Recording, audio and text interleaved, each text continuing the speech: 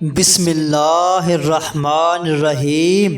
کروڑہ درود و پاک نبی پاک صلی اللہ علیہ وآلہ وسلم کی ذاتی و برکات پر، کروڑہ سلام اہل بیت پر۔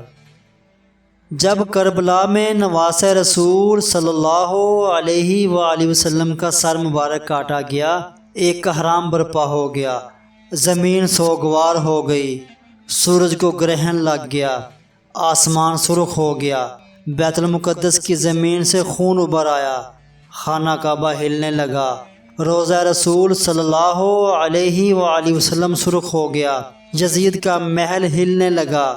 یزید کی فوج ان معجزات کو دیکھ کر ڈر بھی رہی تھی، مگر دولت کی لالچ میں اللہ کے معجزات کو بھلا دیا گیا۔ حضرت امام حسین علیہ السلام کا سر مبارک جب نیزے کے اوپر لٹکایا گیا تو اللہ کی حمد و ثنا کرنے لگا، اللہ کا شکر کرنے لگا۔ حضرت امام حسین علیہ السلام کٹے ہوئے سر سے دیکھ رہے تھے کہ ان کی بہنوں اور بیٹیوں کے سر سے چادروں کو لوٹا جا رہا ہے، ان کے خیام کو جلایا جا رہا ہے۔ وہ اللہ کو گواہ بنا کے اللہ کی مرضی میں راضی ہیں، اور پھر رسول صلی اللہ علیہ وآلہ وسلم کی نواسیوں کو قیدی بنا کے حضرت امام حسین علیہ السلام کے کٹے ہوئے سر کے ساتھ کوفہ کی طرف لے جایا گیا، کیونکہ یزید کا یہ حکم تھا کہ سر حسین کاٹ کر میرے پاس لے کر آؤ، اور رسول صلی اللہ علیہ وآلہ وسلم کی نواسیوں کو قید کر کے زنجیروں میں جکڑ کے ان کو پتھر مارتے ہوئے میرے محل میں پہنچاؤ کہ ان لوگوں کے دلوں میں میرا ڈر قائم رہے۔ تاریخ میں لکھا ہے کہ رسول صلی اللہ علیہ وآلہ وسلم کے چھوٹے بچے اونٹوں کے ساتھ باندھے گئے، اور یوں یہ قافلہ چلتا رہا۔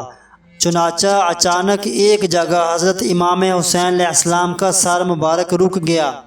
لوگوں نے بہت کوشش کی کہ امام حسین علیہ السلام کا سر آگے بڑھے، لیکن جس نیزے پر امام حسین علیہ السلام کا سر مبارک سوار تھا وہ ایک جگہ قائم ہو گیا۔ شمر نے امام سجاد سے کہا، تمہارے بابا کا سر آگے کیوں نہیں بڑھ رہا؟ امام سجاد نے امام حسین علیہ السلام کے سر کو دیکھا تو سر سے آواز آئی، بیٹا سجاد، سکینہ اونٹ سے گر گئے ہیں، اس کو لے آؤ، اس کے بغیر یہ منزل ادھوری ہے۔ تاریخ میں لکھا ہے کہ رسول صلی اللہ علیہ وآلہ وسلم کے خاندان کے چھوٹے چھوٹے بچے اونٹوں کے ساتھ باندھے گئے تھے۔ ان میں جو بچہ گرتا تھا وہ اونٹوں اور گھوڑوں کے پاؤں کے نیچے پامال ہو کر شہید ہو جاتا تھا۔ آج بھی ان بچوں کی قبریں کوفہ اور شام کے راستوں میں بنی ہوئی ہیں۔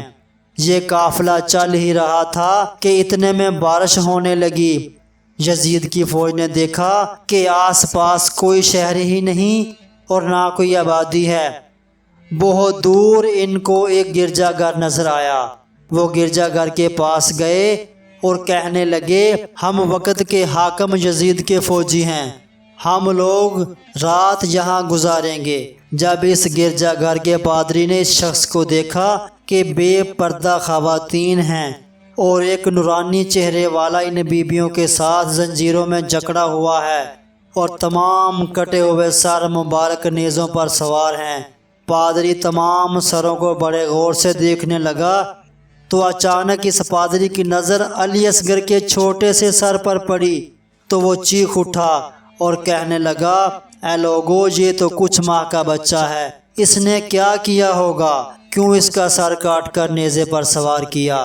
یزید کے فوجی غرور اور تکبر میں کہنے لگے، یہ ہمارے بادشاہ کو بادشاہ نہیں مانتے تھے، اور جو ہمارے بادشاہ کو نہیں مانیں گے اس کا یہی حشر ہوگا۔ اتنے میں اس پادری کی نظر ایک گھوڑے پر پڑی جس کی زلفوں سے غازی عباس علیہ السلام کا سر مبارک باندھا ہوا تھا۔ وہ پادری حیرت سے پوچھنے لگا، اے لوگو، اس مبارک سر کو گھوڑے کی زلفوں سے کیوں باندھا ہے؟ شمر کہنے لگا، یہ ان غداروں میں سے عباس کا سر ہے، اس کو جب نیزے پر سوار کرتے ہیں تو یہ سوار ہی نہیں ہوتا، بس اسی لیے اس کو گھوڑے کی زلفوں سے باندھا ہے۔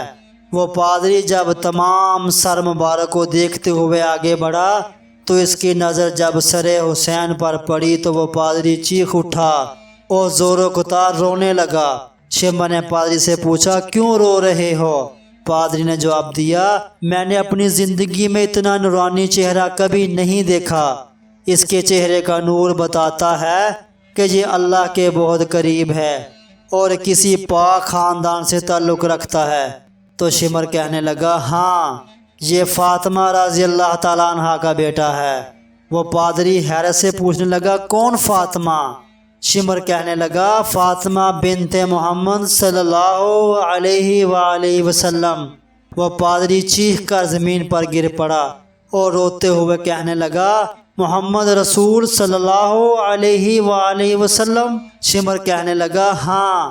وہ پادری کہنے لگا، اے بدبخت، یہ تو تمہارے رسول کا نواسہ ہے اور تم نے انہی کو شہید کر دیا۔ پھر وہ پادری کہنے لگا، آج رات اگر یہاں رہنا چاہتے ہو تو ایک رات کے لیے یہ سر مبارک مجھے دے دو۔ اس کے بدلے تم جتنا چاہو سونا اور مال و دولت لے لو، لیکن صرف ایک رات کے لیے امام علیہ السلام کا سر مجھے دے دو۔ تو شمر نے کہا، ہاں لے لو، اگلی صبح ہم اسے لے جائیں گے۔ اس طرح وہ پادری امام علیہ السلام کا سر مبارک اپنے گھر لے آیا تو اس کے چہرے سے ایک نور ابھرنے لگا۔ تو وہ پادری گھٹنوں کے بل بیٹھ کے زور و کتار رو ہی رہا تھا کہ اتنے میں اس کی نابینا بیٹی اس کے پاس آ کر کہنے لگی، اے ابا جان، آپ کیوں رو رہے ہیں؟ اس پادری نے اپنی نابینا بیٹی کو جواب دیا، اس سر مبارک کی زیارت کرو، اس کو بوسہ دو، یہ سر مبارک بہت مقدس اور پاک ہے۔ پادری کی بیٹی کہنے لگی کہ میں اس کی کیسے زیارت کروں؟ میں آنکھوں سے اندھی ہوں، میں دیکھ نہیں سکتی۔ پادری نے کہا، بیٹی، اس مقدس سر کی زیارت کے لیے تم اللہ سے دعا مانگو، مجھے امید ہے کہ اس سر مبارک کے صدقے اللہ تمہیں آنکھیں دے گا۔ جیسے ہی اس نبینا لڑکی نے اپنے ہاتھ دعا کے لیے اٹھائے تو امام حسین علیہ السلام کے چہرے سے نور ابھر کے اس لڑکی کی آنکھوں میں ٹھہر گیا اور وہ دیکھنے لگی، اور اس کی آنکھیں ایسے ہو گئیں جیسے کبھی وہ نبینا تھی ہی نہیں۔ وہ خوش ہو گئی اور گھٹنوں کے پل بیٹھ کر زور و کتار رونے لگی اور اپنے باپ سے کہنے لگی، اے ابا جان، اس مبارک سر کے معجزے سے تو میری آنکھوں کی بنائی واپس لوٹ آئی۔ یہ کیسے بدبخت لوگ ہیں جو ان مبارک ہستیوں کے سروں کو کاٹ کر لائے ہیں۔ اس طرح وہ ساری رات امام حسین علیہ السلام کے سر مبارک کے پاس بیٹھ کر روتے رہے۔ صبح کو شمر اور اس کے ساتھی سر مبارک کو واپس لینے کے لیے آئے، مگر پادری نے کہا کہ تم لوگ میرا سارا مال و دولت لے لو، مجھے کچھ نہیں چاہیے مگر یہ سر مبارک مجھے دے دو۔